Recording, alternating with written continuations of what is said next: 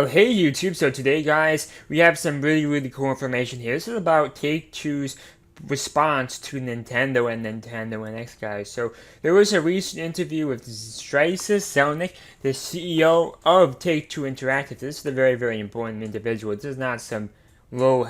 This is some heavyweight guy, basically. This is a very heavyweight guy. And what he had to say was very interesting.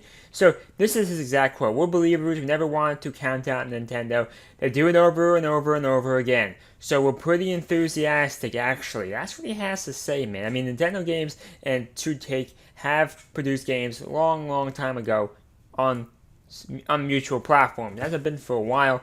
Back in the day, Take-Two has developed some games for Nintendo platforms, but not in recent memory, obviously.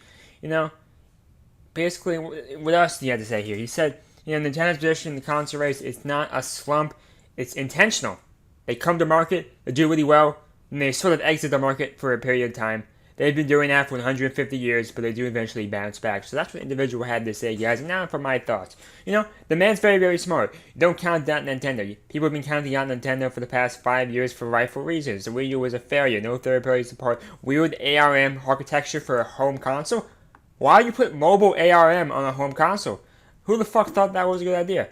Was it Iwata? I don't know. But Nintendo's always tried to be unique and stuff. So, in that case, they failed. But with Pokemon Go, with Amiibos, people forget about Amiibos. Amiibos were big and successful too. Overall, Nintendo as a company can't see. Even if 3DS was successful.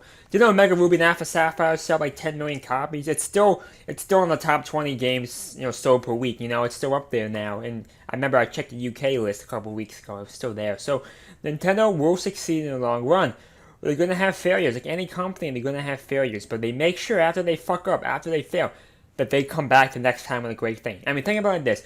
Although I consider the Wii a failure, maybe me and you, the gamers, we consider the Wii a failure. From Nintendo's perspective, a console that sold over 100 million is not a failure, So technically, the Wii U was the only failure they've had in recent memory in terms of the home console. So they're probably going to do well in the NX. They've learned their mistakes here, and hopefully they can produce a good console, It would suck if they fucked up 2 times in a row, but, Nintendo has a good track record of fixing their mistakes.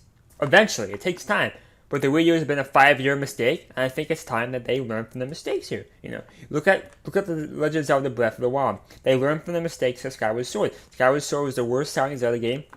I don't think it was all time, but in a really long time. So now they're making what people want: open world, and there's some voice acting in it. I remember in the story trailer there was some voice acting. So they're listening. It just takes time.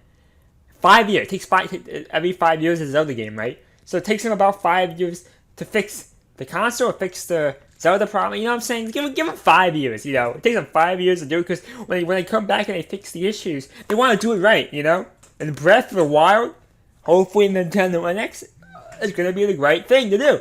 So overall, guys, really hope you enjoyed that video. Very nice comments the man had to say. Hopefully, his enthusiasm has some merit. Really hope you guys enjoyed that video. Thank you, bye.